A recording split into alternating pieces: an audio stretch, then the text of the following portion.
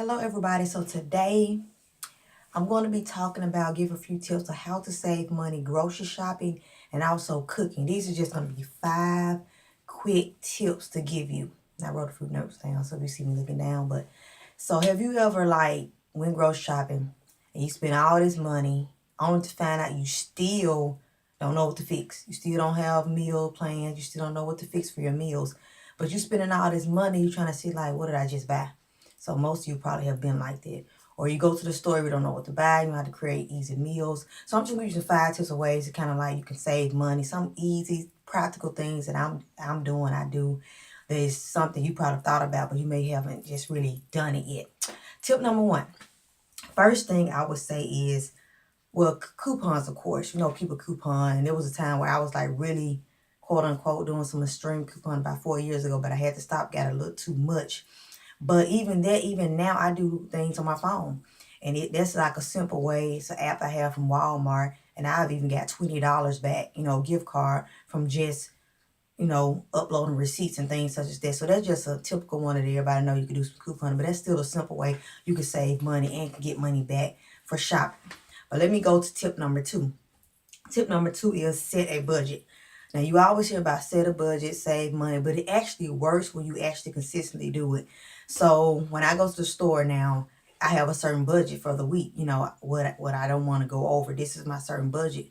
Because we have a certain budget, 9 times out of 10, you can stick to it. Okay, this is what I want to spend. So you kind of know what foods can I get that's going to go within the confines of how much I want to spend. So I will recommend that you set a budget. Whatever budget you think will be feasible for your household, set a budget so when you go to the store, have that amount, have that on hand so that's what you use. Tip number 3, I would say, is to plan ahead. And this is very important to plan ahead.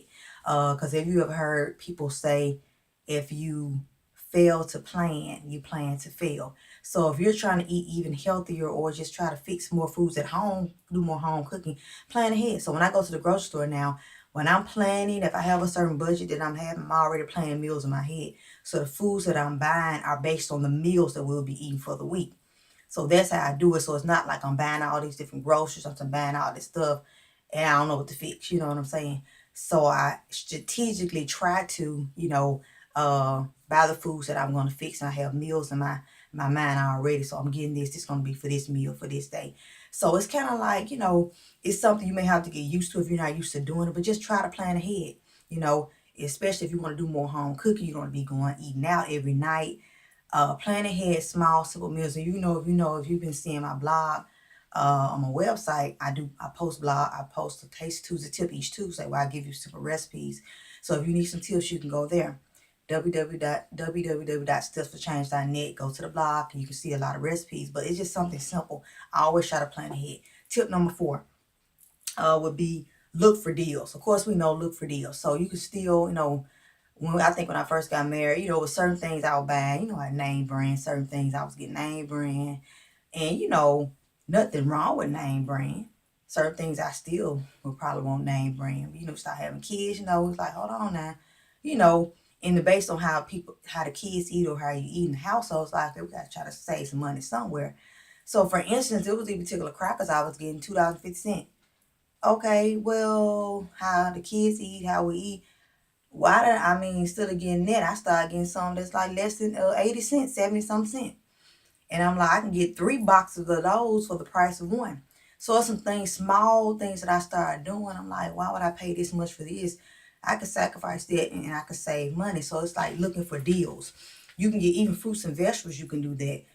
Even me, I like to eat spinach. Sometimes I may not get the spinach. Sometimes I may get lettuce. I may get a head of lettuce. It's 80 some cents. I may get a tomato. I may get a cucumber. Whatever you feel like you can do.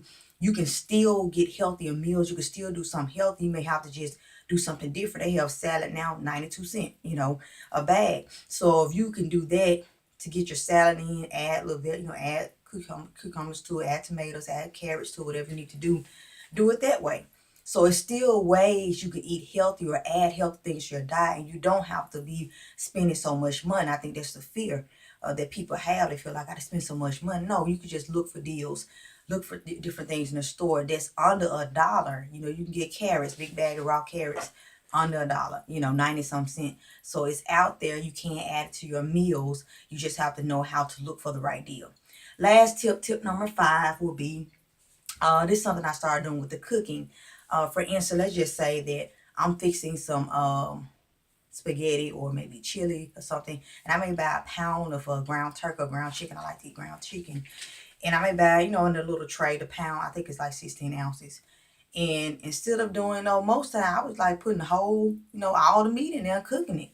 And I started thinking, hold on, I'm not going to do that. I get part of that and I use some of that for my, and I use some of that for maybe my spaghetti. I put the rest of it up. I put the rest of it in the refrigerator and I'm ready for another meal. I can use some meat for that. So it's kind of like learning how to split things up. I don't have to use all my meat in one meal. And we have meatless meals weekly. So that's something you can incorporate because sometimes meats be the most expensive sometimes. So it's something I kind of like naturally do. I do a lot of bean soups and soups, things like that, spaghetti, may do that, and I may not have meat. Or different, like chili, I may not have meat in it.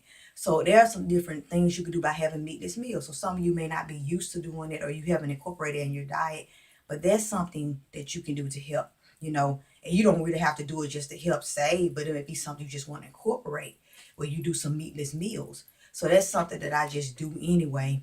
But those are just 5 quick, easy tips for you that's practical, simple, something you probably thought about, but you may haven't incorporated in your meal plan or in your daily or your weekly schedule. So that's all for today. Just kind of giving you 5 tips of saving some money, have some little extra cash. Because sometimes we always say, well, I need more money. We all want more money, have our side hustle going on. Nothing wrong with it. But if you get more money and you're still spending so much on your groceries and you still don't know what to do with it, you're still in the same situation. So the key is whatever you do have, learn how to operate out of that it still can benefit you. But that's all for today. Don't forget to check out my blog. I posted this week on Tuesday, Black Bean Soup. Go to www.stepsforchange.net and you can check that out on the blog and also the other recipes. And I will see y'all later.